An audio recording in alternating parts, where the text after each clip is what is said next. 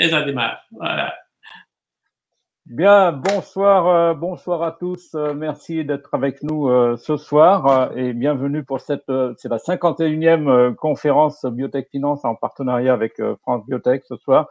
Et j'ai le grand plaisir d'accueillir Miguel Forte qui est avec nous, qui est le CEO de Bonne Thérapeutique. Bonsoir Miguel. Bonsoir tout le monde. Alors, nous avons franchi évidemment la frontière, puisque là, nous sommes outre-Kiévrin, comme on dit en France, de l'autre côté, en Belgique.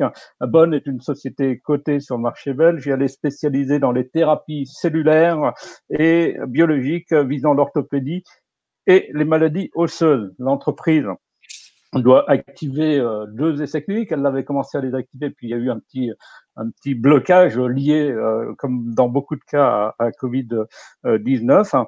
Elle est aujourd'hui suffisamment dotée en fonds pour passer le cap, ou elle l'était pour passer le cap 2020, en tout cas, c'était ce qui était prévu. Il y a une levée de fonds qui est prévue, qui a été annoncée lors de l'Assemblée générale, donc c'est pas une surprise, ça peut être dit. Voilà, et nous allons aborder tous ces points ensemble. Bonjour à nouveau, donc Miguel. N'hésitez pas à poser vos questions par écrit, hein, vous savez comment on procède maintenant. Bonjour Miguel, donc à nouveau, et on va faire tout d'abord un point sur la société et cette traversée de Covid-19, parce que ça n'a pas été simple pour les biotech françaises, pour les biotech belges non plus. Comment est-ce que vous avez vécu ce moment, on va dire, hors norme? Voilà, d'abord, un grand merci pour l'opportunité, être le 51e d'une expérience que ça va être très intéressant avec beaucoup de monde. C'est vrai que Bonne Thérapeutique, c'est une société de thérapie cellulaire focalisée sur des maladies orthopédiques. Et on a à présent 2 études. 2 études pour les 2 produits, le produit biologique pour la ostéoarthrose du genou et en étude aussi pour la thérapie cellulaire des fractures des compliquées des tibias. Ces 2 études étaient prêtes à commencer avant le Covid et en fait on était en train de recruter les premiers patients, mais les hôpitaux ont été occupés, voilà, ils étaient engagés à soigner le patient avec le Covid. Et notre malade, notre étude et les gens qui étaient engagés avec l'étude ne pouvaient pas accéder à l'hôpital. Alors, on a mis les études en pause et après le déconfinement, on a recommencé. On a recommencé et on a recommencé où le déconfinement était plus rapide. C'était en Chine, en fait en Hong Kong. On a eu les premiers patients dans cette étude au mois de mai. Et on a déjà recruté, traité plus de 60 patients. Maintenant déjà aussi en Europe, avec patients en Belgique, en Danemark et en République tchèque. Très bien. Alors, on va aller dans la spécialité de l'entreprise qui est aussi la vôtre, qui est devenue la vôtre, c'est la thérapie cellulaire. Expliquez-nous un peu le sens de la science de Bonne Thérapeutique. Allez en profondeur, dites-nous ce qu'il en est, quelles ont été les différentes étapes par lesquelles vous êtes passé pour le développement de vos produits, puisque là, on est à l'aube d'une phase 3 enfin, c'est plus à l'aube, on est en train de réactiver une phase 3. Donc, racontez-nous un peu cette histoire. Voilà. Donc, vous savez, tout se passe dans le corps humain, dans les maladies et quand on soigne les maladies, par des effets cellulaires. Hein? Ce sont des cellules qu'on essaye de soigner ou les fonctions. Ce que la thérapie cellulaire est de base, c'est de prendre les cellules et les utiliser comme instrument thérapeutique.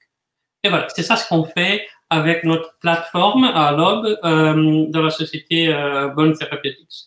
Ce qu'on prend, et sont des cellules souches mésenchymateuses de la moelle osseuse d'un donneur sain, qu'on éduque, qu'on différencie, qu'on expand, et on peut attendre à peu près 100 000 lots par une donation de moelle osseuse. Et cette cellule qu'on expand et qu'on éduque sont des cellules professionnelles de produire de l'os. Et alors, on met de cette cellule où on veut produire de l'os, et elles professionnellement font non seulement l'os elles-mêmes, mais elles induisent la production de l'os et la formation de l'os pour les cellules à côté. Comme on était en train de dire avant, C'est un peu comme si on a un petit dégât à la maison, on arrive à le réparer. Si on a une petite fracture, l'os va se régénérer tout seul, et la fracture va se soigner tout seul et ça va assez vite. Mais si on a un grand dégât, parfois c'est pas facile de le réparer. On a besoin d'une aide professionnelle. Et c'est ce qu'on fait dans les fractures compliquées. On met les fractures alignées, on met le os d'une façon qui peut se régénérer. Et après, on va, d'une façon pas invasive, avec une petite aiguille, on met les cellules qui vont produire de l'os. On a, avec cette technique, qu'on a commencé depuis la formation de la société en 2006. Avant, on avait des traitements qu'on prenait des cellules du patient vers le patient, ce qu'on dit des traitements autologues. Mais ça, c'est cher, c'est variable parce qu'il y a les patients qui sont en meilleure condition que l'autre. Et heureusement, on a passé de cette thérapie autologue par une thérapie allogénique. C'est-à-dire, comme je disais avant, on prend les cellules souches d'un donneur sain et avec ça, on peut produire un large nombre de lots qui sont cryopréservés et comme ça disponibles à être utilisés voilà, à l'étagère, comme on dit en anglais. Et c'est avec ça on a un business model, une proposition qui est pareille à la biotech traditionnelle, et comme ça on peut, avec une grande production à l'échelle, en réduction des coûts, pour venir pour le patient avec une proposition de valeur très intéressante. Et je dois dire que avec cette cellule allogénique, on a déjà démontré non seulement des études animaux de modèles, mais dans des patients avec des fractures qui n'arrivaient pas à se résoudre, et aussi dans la consolidation de la colonne vertébrale, on a démontré dans 2 études que les cellules étaient capables de produire de l'os. Et maintenant, on va faire une étude contrôlée, une étude avec 176 patients en 7 pays en Europe, inclus la France, où on a déjà été approuvé pour faire l'étude. Et on va précisément faire une étude contrôlée où un patient qui a le malheur d'avoir un grand accident avec une fracture compliquée de tibia, qui est à risque de pas se résoudre, quand il arrive à l'hôpital, on va séparer les patients dans 2 groupes. Le groupe qui va avoir le traitement comme aujourd'hui, la chirurgie et rien de plus, sauf un placebo pour le contrôle, pour le double aveugle, et un patient qu'on va mettre les cellules. On va peut-être voir, c'est ce qu'on compte voir, une différence de rapidité de consolidation. Ceux qui n'ont pas de cellules vont prendre un certain temps, et ceux qui ont les cellules vont consolider plus vite, être dans la vie active plus vite, dépenser moins d'argent dans leur santé parce qu'ils vont retourner à la vie active plus vite. On a vu ça dans les études animaux où on arrivait à doubler la rapidité de consolidation, et on espère prouver ça, documenter ça dans cette étude contrôlée. Parfait. Alors, une question au passage. Quelles sont les principales difficultés que vous avez rencontrées au cours de la mise au point de l'approche allogénique? Qu'est-ce qu'il a fallu lever réellement comme frein, comme difficulté technique et scientifique? D'abord, le plus important, c'est savoir ce qu'on veut que la cellule fasse. C'est comme éduquer un enfant. S'il va faire cette profession, on doit mettre les conditions de façon à que la cellule soit capable de le faire. Et ça, c'est la propriété intellectuelle de Bonn. Les méthodes d'éducation, de différenciation et expansion des cellules. Et trouver les bonnes méthodes, c'est important. L'autre, c'est très important aussi, c'est au moment qu'on a ça, comment faire ça à grande échelle, de façon à que le coût ne sera pas énorme. Ce sont les 2 grands importants, la science de la différenciation de la cellule et la technique de la grande échelle. Et après, prouver dans le patient que ça marche, c'est qu'on est en train de faire à présent. Parfait. Alors, on a déjà une petite question, comme on est dans le sujet de ce côté-là. Stéphane Madens, qui est le CEO d'une biotech française que vous connaissez bien sans doute. Stéphane a une question sur l'aspect arthrose. Vous avez expliqué l'aspect fracture, réparation des fractures. Vous n'avez pas trop développé sur l'aspect du deuxième produit, sur l'ostéoarthrose du genou. Est-ce que vous pouvez développer ce côté-là? Ça, c'est on l'appelle le GTA. C'est en développement aussi avec une propriété intellectuelle de Bonn que on a amélioré et utilisé ce qui est déjà au marché, l'acide hyaluronique, Symvisc, un produit de Sanofi notamment, mais en combinant cet acide hyaluronique avec du plasma humain et aussi de la clonidine, on arrive à avoir un produit biologique, qui est un produit avec un mécanisme d'action composé de trois parties, les acides hyaluroniques et le plasma qui vont faire une protection mécanique, aussi un effet anti-inflammatoire, et la clonidine peut parfois avoir un effet analgésique. Et avec cette mélange, on arrive à avoir une protection de la cartilage par injectant cette solution, cette biologique dans l'articulation du genou, de façon à protéger la cartilage. Et ce qu'on arrive à faire avec ça, c'est donner à la cartilage une opportunité de se régénérer.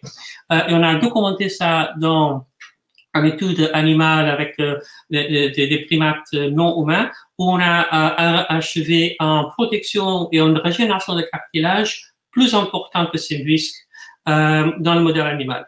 Et on a déjà aussi fait une étude contrôlée contre ces risques, où on a documenté que notre protection de la cartilage et notre effet clinique de réduction des symptômes et de la douleur était supérieur avec le contrôle actif.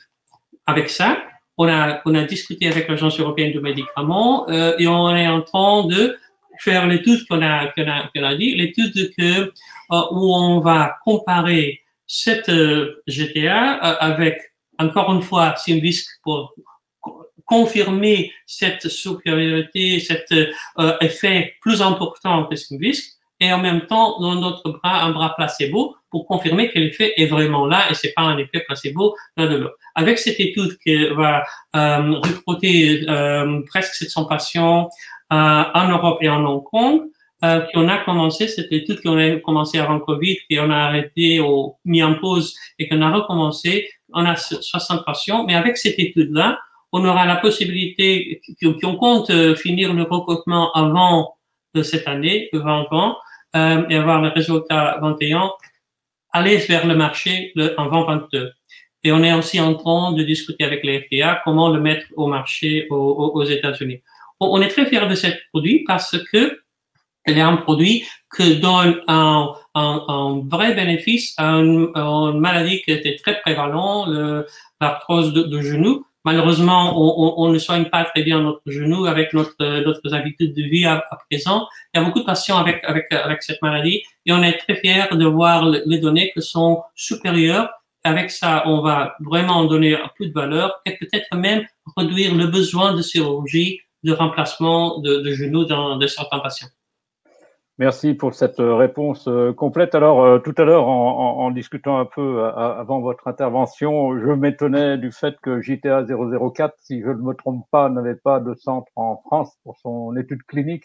Comment cela se fait-il que la France n'ait pas été sélectionnée parmi les pays européens, on va dire?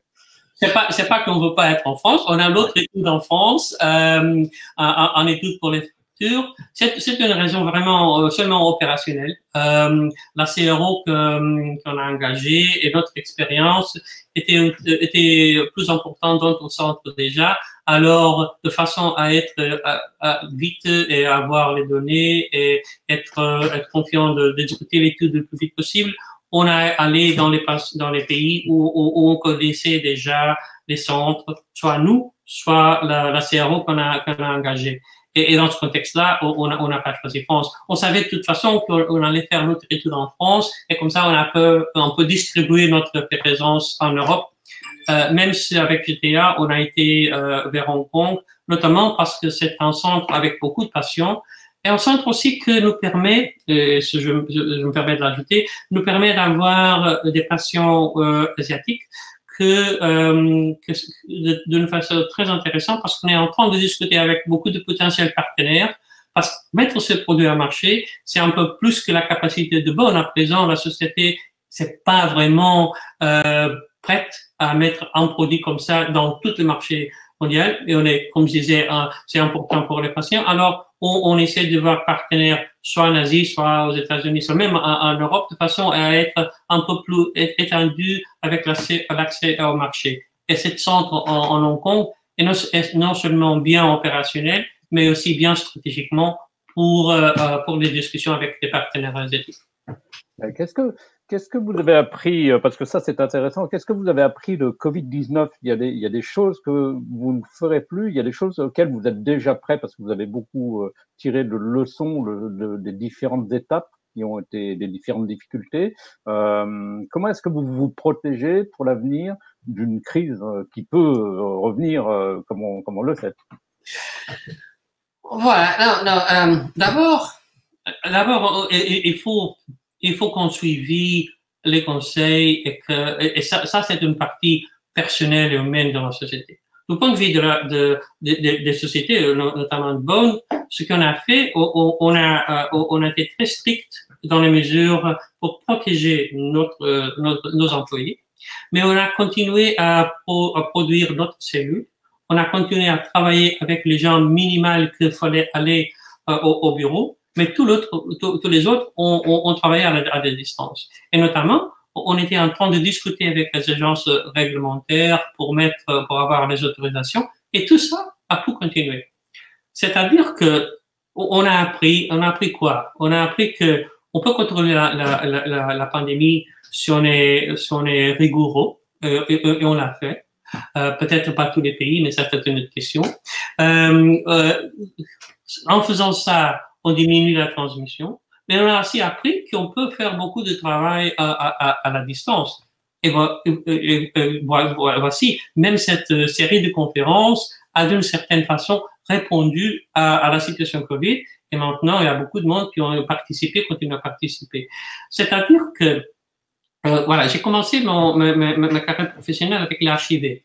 Et après l'archivé, on a appris beaucoup. Le virus que cause l'archivé, maintenant, on l'utilise pour faire de la thérapie génétique. On a contrôlé le virus et on a mis notre connaissance au-dessous de... Ça va être la même chose avec le Covid. On est en train de beaucoup accélérer les traitements. On a contrôlé la pandémie, on a changé notre habitude avec choses qu'on a appris, nos habitudes de travail. Et je viens d'écrire, en fait, pour un petit, un journal au Royaume-Uni, le fait que la thérapie cellulaire, et notamment les cellules souches médicamenteuse, font partie de la réponse thérapeutique que nous avons donnée contre le Covid. C'est-à-dire que la thérapie cellulaire, telle que les vaccins, tels que les antiviraux, tels que les biologiques, c'est à présent un des piliers de réponse thérapeutique capable de rapidement achever encore aussi des succès contre une nouvelle maladie. Très bien. Alors, une petite chose au passage, il y a une autre question de Stéphane Madens qui arrive, mais quelles sont vos visées en termes de market access? Comment est-ce que vous avez analysé la chose? Comment va se déployer votre marché? Ça dépend de produits, mais vraiment, et aussi de qui on parle. Pour avoir une capacité de commercialisation, peut-être on pourrait le faire dans une géographie réduite. Ils ont ici Belgique, France, on pourrait adapter, agrandir la société de façon à le faire nous-mêmes, mais pas vraiment en Asie, aux États-Unis, en Amérique du Sud. C'est pourquoi on a récemment, après que je suis rentré, j'ai eu la chance de recruter un Chief Business Officer avec beaucoup d'expérience dans le business development, et il est en train, avec mon assistance et le reste de l'équipe, à parler avec potentiels partenaires en Asie, en d'autres régions. Et l'idée, c'est de, avec notre connaissance, on fait le développement, on peut-être termine le développement avec eux dans cette région, et après on met au marché avec ses partenaires. Pour mettre au marché, c'est important d'avoir les données qu'on est en train de faire, la phase 3 notamment, mais c'est aussi important d'avoir une bonne connaissance de besoins de marché, la volonté de payer, comment ça se positionne vers le compétiteur. C'est pourquoi on fait encore une fois une étude en comparatif avec un compétiteur important de façon à positionner par le prix, par le remboursement cette produit. C'est-à-dire, il faut non seulement la capacité commerciale, mais aussi il faut la capacité de donner pour positionner le produit, pour avoir le bon prix, pour avoir la bonne capacité de voilà être remboursé pour le produit. Parfait. Bien, Stéphane Madens, encore une question qui vient de se poser. Alors Stéphane est le CEO de la société VetBiobank, hein, je précise, et vous demande comment est-ce que vous voyez le marché vétérinaire comme produit pour JTA 004. Est-ce que vous pensez que ce produit peut aller sur le marché vétérinaire? Absolument, et on a des partenaires qui sont engagés dans cette utilisation du produit. Finalement, le produit, voilà, on a documenté dans cette modèle que j'ai parlé, primate non humain, on a documenté de face avec le but pour l'étude pour l'utilisation humaine. On a documenté que le produit peut être utilisé dans un contexte animal. Il y a aussi autres animaux, notamment le cheval et le chien, animaux avec des lésions articulaires où cet produit peut bien être utilisé. C'est-à-dire, je vois avec une vraie opportunité, et il y a des sociétés qui sont engagées, et notamment notre produit elle-même, on a un partenaire qui compte le faire dans le contexte vétérinaire. Très bien. Est-ce que ça répond à votre question, Stéphane? Je le pense. Bien, il est 19h, il est 19h22. C'est le moment de poser des questions si vous en avez quelques-unes, et je ne doute pas qu'il y en ait parce que Bonn est une très belle société et l'exposé était brillant. Je vous laisse les poser. Sinon, moi, je continue pendant ce temps-là à deviser avec Miguel le temps que vous m'écriviez vos questions. Alors, Miguel, vous êtes coté en bourse, on l'a dit au départ, et ce qu'on constate, c'est une grosse différence entre le comportement de la bourse en Belgique et celui de la bourse en France. Alors, peut-être que vous avez des conseils à nous donner pour qu'on arrive au niveau belge. Comment est-ce que vous voyez les choses de votre côté? Voilà, je crois que je dois recevoir des conseils, aussi donner des conseils parce que c'est pas toujours facile. D'abord, il y a la réactivité avec la situation macro et ça on peut pas contrôler. Chaque jour, on voit que ça a été bien aujourd'hui, ça a été pas bien aujourd'hui parce qu'ils ont réagi à ça et ça. C'est-à-dire que ça arrive à Paris, ça arrive à Bruxelles, ça arrive aussi de l'autre côté de l'Atlantique. Ce que je trouve notamment par rapport à votre question, c'est que peut-être il y a en Belgique un groupe de actionnaires et de potentiels investisseurs qui sont déjà éduqués et intéressés notamment sur la thérapie cellulaire et sur la biotech. Parce que aussi dans la taille du pays, dans les deux parties du pays, il y a eu des intentions politiques de supporter la biotech et notamment, et on parlait avant, avec parfois en intention de protéger certaines technologies, notamment la thérapie cellulaire. Je dirais même qu'en Belgique, la thérapie cellulaire s'est bien développée et on est peut-être dans des pays plus avancés, notamment par rapport à notre taille, dans le cas de la thérapie cellulaire. Peut-être l'Angleterre, ce sera vraiment en tête, mais on est bien placé.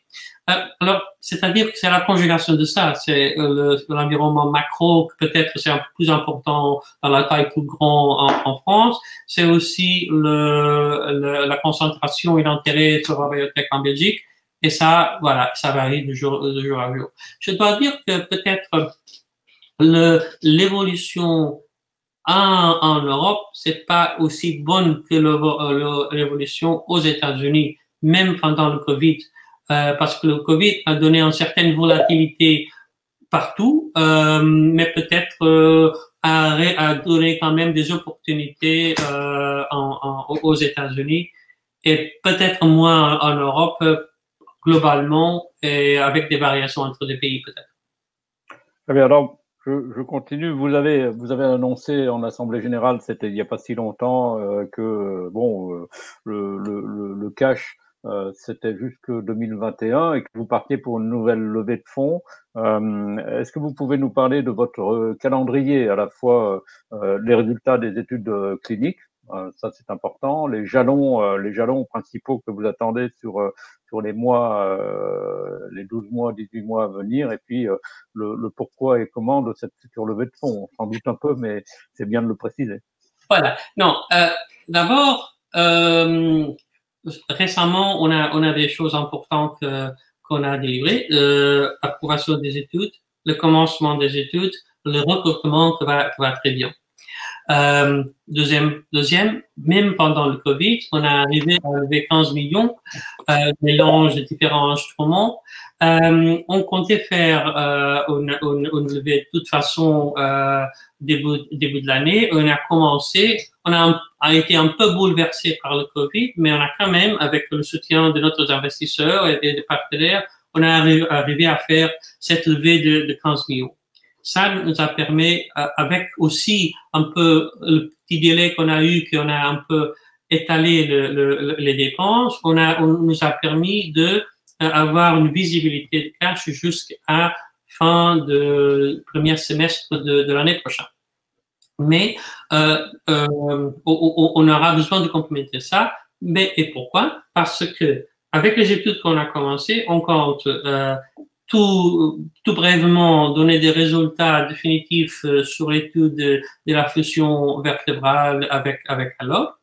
Après ça, on compte terminer vers fin de l'année le recrutement dans l'étude de phase 3 de GTA. Et en séquence de ça, on aura les données mi-l'année prochaine 2021. Pendant 2021, on va avoir aussi le fin de recrutement de l'autre étude, l'étude de Alloc. Et pendant l'année 2022, on va avoir l'opportunité avec les données de phase 3 d'aller vers le marché avec le GTA et avoir les résultats de Alloc. Alors, on voit qu'on a avec de résultats, et entre-temps, on discute avec les FDA pour voir aussi comment mettre au marché aux États-Unis. C'est-à-dire qu'on va avoir des résultats cliniques importants, des produits qui sont soit presque au marché, soit un mi-chemin de développement. Et c'est pourquoi, pour finir ça, pour avoir l'opportunité de compléter le développement et le mettre au marché et engager des partenaires pour étendre notre opportunité de commercialisation, que vers la fin de cette année, on compte avec cette timetable d'événements retourner au marché pour faire un levée de fonds. Et notre investisseurs historiques, ils ont déjà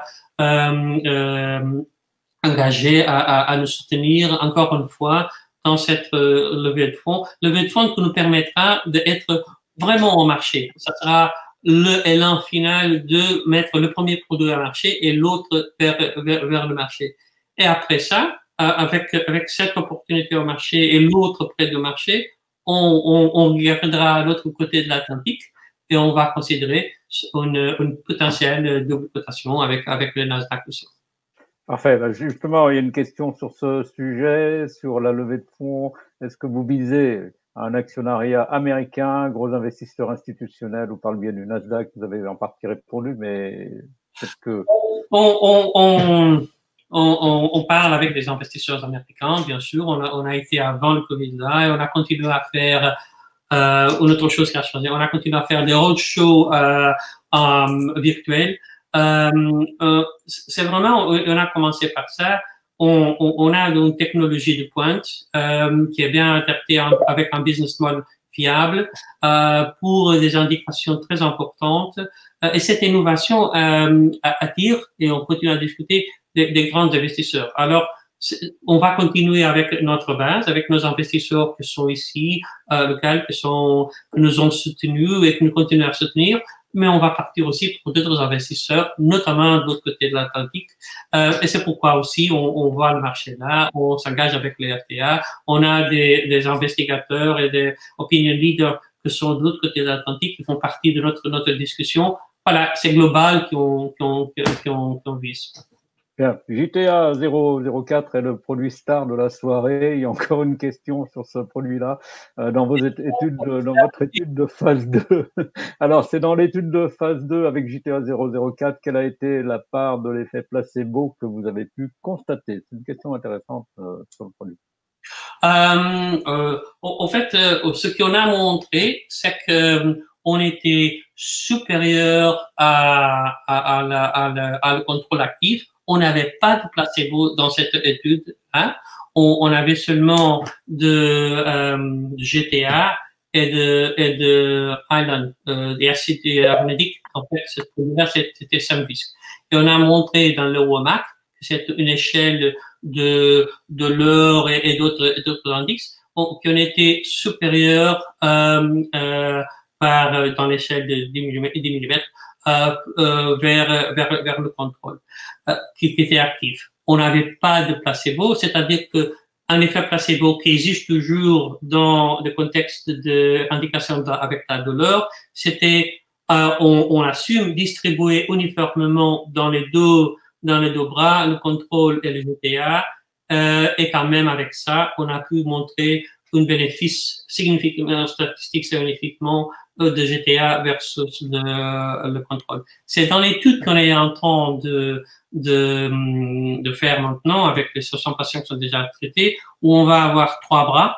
On a 3 bras, le GTA, le placebo et le contrôle encore une fois, de façon à qu'on continue à positionner vers le compétiteur actif, mais aussi à démontrer, et la question c'est peut-être ça, qu'on a un bénéfice qui n'est pas un effet placebo, mais c'est un vrai effet, et c'est pourquoi on fait cette étude de façon à avoir l'approbation avec ces données, avec l'Agence européenne. Et en fait, le design de cette étude a été discuté avec l'Agence européenne avant de commencer, et les différents États membres qui participent ont déjà approuvé. Et c'est ça aussi qu'on est en train de faire avec les FDA, dire on va avoir ces données, comment vous le voyez, qu'est-ce qu'on doit faire si quelque chose ou rien pour mettre ce produit aux États-Unis avec les données qu'on compte avoir pendant cette étude. On en a parlé un peu tout à l'heure, vous parliez du market access et du choix de partenaires. Ce choix-là a déjà commencé avec votre business developer. Comment est-ce que vous les choisissez? Bon, ils sont dans le secteur, ça on imagine, mais comment est-ce que vous les imaginez pénétrer leur marché respectif? Voilà, c'est important que notre partenaire ont la capacité technique et commerciale d'achever ce qu'on voit pour le produit. Prenons un exemple, la Chine par exemple, ou l'Asie en général. On n'est pas présent. On connaît, mais pas en profondeur, les questions réglementaires et le marché local. On connaît bien notre produit. On sait ce qu'il peut faire. On sait ses propriétés scientifiques et cliniques. Alors, on doit avoir un partenaire qui sait complémenter notre connaissance avec une connaissance locale, technique, avec des investigateurs, des opinion leaders et aussi réglementaires. Et après ça, a aussi la capacité commerciale de vraiment prendre le produit sur le marché. Et voilà, et on doit s'entendre bien aussi. C'est une question culturelle, scientifique, commerciale et culturelle de façon à qu'on arrive. Et après, on discute des montants et après, on y est. Parfait. On en a parlé aussi un peu avant. C'est au tout début, hein, avec un don de moelle osseuse, vous arrivez à produire 100 000 doses de produits. C'est un peu le cœur du réacteur, hein, de Bonne. C'est la chose qu'il faut absolument protéger. Donc ça restera toujours chez Bonne. Comment est-ce que vous allez faire pour d'abord augmenter le nombre de doses, parce que 100 000 c'est une chose, mais il faut aller beaucoup plus loin. Ouais, c'est 100 000 avec une donation. Oui, voilà, c'est ça. Et ça, on fait une production qui prend à peu près un mois et demi. avec une donation d'un donneur sang, on a 100 000 doses. C'est-à-dire que si on travaillait tout le temps constamment avec le centre de production qu'on a, on pourrait faire 12 fois 100 000 par an. C'est-à-dire que, et c'est très important. C'est très important parce que moi, comme je suis engagé dans la thérapie solaire il y a déjà quelques temps, il faut avoir une production en échelle. Et c'est pourquoi on a beaucoup investi, on continue à investir et on termine cette montage en échelle de façon à que le coût de production sera compatible à un prix que sera accepté de façon à donner de valeur aux patients. C'est très important le know-how, la propriété intellectuelle qui fait partie de Bonn, et ça va rester avec Bonn. Mais ça va rester avec Bonn et ça va rester aussi avec les partenaires où on peut faire un tech transfert de façon à qu'on peut produire dans le contrat qu'on a établi, ou soit on produit pour eux. Cette know-how de production, de manufacturing, c'est très, très important dans toute la biotech et surtout dans la thérapie cellulaire. On est très fiers de l'avoir. On a notre centre de production, on a notre know-how avec les gens qui travaillent et notre propriété intellectuelle qui protège cette production à l'échelle.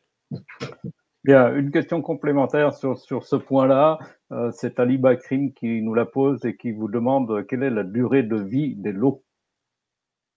La stabilité, la durée de vie de l'eau, on a une stabilité déjà très importante. Je ne vais pas donner le détail technique, mais on a une stabilité déjà très importante qu'on continue à agrandir avec des données comme on fait pour d'autres produits. Je dois dire par exemple que on est en train d'initier, de commencer l'étude avec le premier patient dans le mois, 2 mois prochains, notamment en France, et on a déjà produit assez pour toute l'étude, et on a une stabilité qui nous permet aussi d'aller en plus que de la fin de l'étude. C'est-à-dire que les données qu'on a nous permettent d'avoir une stabilité déjà prolongée, facile pour l'utilisation, et on continue à l'agrandir.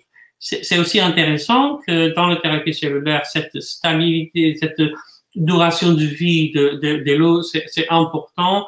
Et différents abordages de cryopréservation sont en train d'être étudiés. On y travaille aussi de façon à faire le supply chain, la chaîne de distribution, plus facile et plus adaptée à un stockage local. Merci pour cette réponse. On va continuer sur la thérapie cellulaire, donc maintenant qui est quelque chose qui est quand même qui commence à être rodé. Comment vous imaginez le futur de la thérapie cellulaire dans vos meilleures projections en tant qu'industriel et scientifique? Voilà, on a commencé à dire que la thérapie, c'est utiliser des cellules pour faire une certaine fonction, soit une fonction régénérative, soit une fonction thérapeutique, soit un mélange de deux. Et en fait, à l'OP, c'est un peu un mélange des deux parce qu'il produit de l'eau, mais aussi enduit avec des molécules qu'ils produisent l'induction de l'os. Et en fait, c'est un produit vivant. C'est un produit que s'adapte et qui correspond. Soit dans le traitement du cancer, qu'on donnait toute cette donnée. Voilà, et avant, j'étais dans cette domaine aussi. Mais ce sont des produits que, une fois injectés, se multiplient, répondent à l'ambiance et conditionnent et travaillent sur l'ambiance. En fait, je vois le futur de la thérapie cellulaire en faisant cette robot biologique conditionné, génétiquement programmé et éduqué à faire des fonctions précises dans les endroits précis. On va éduquer la ciblage des cellules, on va éduquer la fonction des cellules avec des modifications génétiques qu'on peut faire aujourd'hui, et on va produire avec les productions qu'on a discutées, et on va avoir des petites robots biologiques prêts à faire ce qu'on veut, conditionner la façon qu'on veut à faire toute une série d'interventions thérapeutiques d'une façon qui va même être curative. On va corriger en effet avec une fonction génétique et on va corriger en effet d'une façon curative. On va avoir un traitement qui va accélérer professionnellement une régénération d'un tissu, comme on fait pour l'os, dans le cas de fracture notamment. Voilà, eh bien, merci pour cette réponse et pour cette brillante intervention, Miguel. C'était parfait. On a beaucoup appris sur la thérapie cellulaire, sur Bonne Thérapeutique, beaucoup échangé et eu des réponses tout à fait sympathiques. Restez avec nous quelques secondes parce que je vais vous donner un délit d'initié dans très peu de temps avec Miguel. Donc, vous avez demain, nous avons évidemment des conférences qui continuent avec Philippe Verved, qui est notamment le patron de la société Alzprotec qui est dans Alzheimer. La semaine prochaine, nous commencerons avec les maladies rares, la Fondation Maladies Rares. Mardi, nous aurons Thierry Mauvernet, qui est le président de la société suisse des Biopharm, qui est très connu. Et puis, mercredi prochain, jusque-là, on a le patron de Corvidia. Vous savez, Corvidia qui a été reprise par Novo Nordisk pour 2,1 milliards de dollars il n'y a pas si longtemps, c'est il y a une dizaine de jours à peu près. Voilà, et maintenant je vous avais promis un délit d'initié. Miguel a réservé une table superbe à Bruxelles en terrasse, n'est-ce pas? Et il va aller déjeuner et on le remercie beaucoup de nous avoir consacré ces quelques minutes de son temps. Merci beaucoup et à très bientôt. Merci à tout le monde. C'est vrai. Miguel. Ouais, un grand merci et une bonne journée à tout le monde. Merci. Au revoir.